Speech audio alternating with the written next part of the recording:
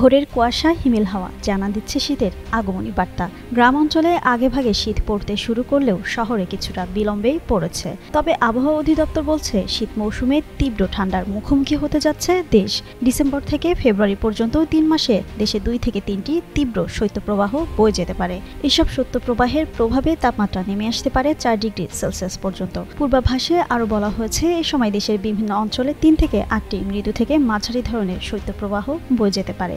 এর মধ্যে কয়েকটি শৈত্যপ্রবাহ তীব্র আকার ধারণ করতে পারে, যেখানে তাপমাত্রা ৪ থেকে ৬ ডিগ্রির মধ্যে নেমে আসতে পারে। শেষ রাত থেকে সকাল পর্যন্ত নদ নদীর অববাহিকা ও আশপাশের এলাকায় মাঝারি থেকে ঘন কুয়াশা পড়ার সম্ভাবনা রয়েছে। দেশের অন্যান্য স্থানে হালকা থেকে মাঝারি কুয়াশা দেখা যেতে পারে।